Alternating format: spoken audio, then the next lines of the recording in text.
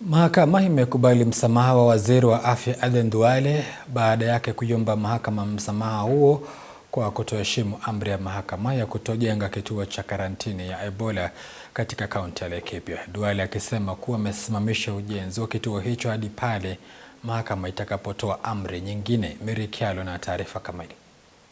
Hatimaye Waziri wa Afya Aden Duale alifika mbele ya mahakama ya Milimani kwa kufuatilia kile ambacho mahakama inasema ni kutoheshimu amri ya mahakama na masharti yake kuhusu ujenzi wa kituo cha karantini ya Ebola katika kaunti ya Laikipia.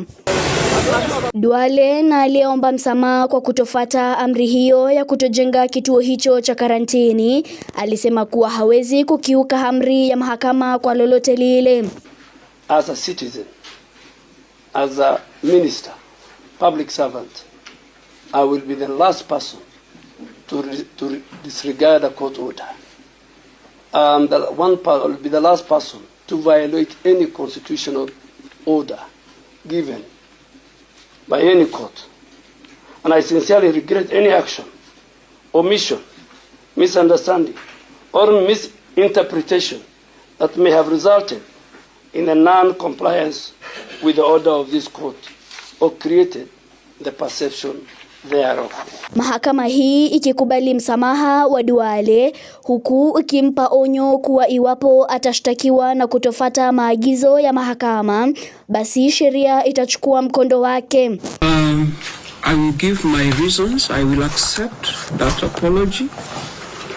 I have been invited to issue a warning.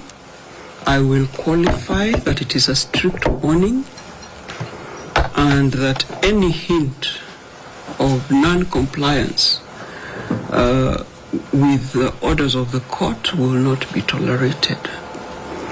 Since it's the first instance that the minister is responding to this, I will give him the benefit of doubt that there was actual misapprehension of the court order.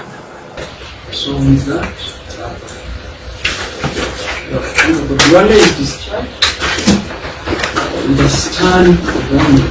Aidha, Duale aliweka wazi kuwa ametoa amri ya kusimamishwa kwa ujenzi wa kituo hicho hadi pale mahakama itatoa masharti mengine kuhusu ujenzi huo.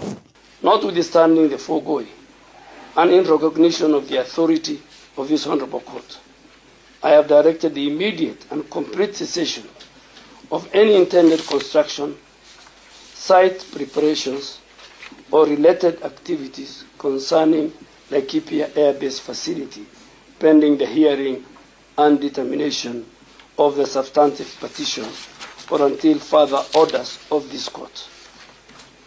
I wish to say to this honorable court that I hold its orders in the highest regard and remain committed to the full observance. Mary Kyalo, Undugu TV.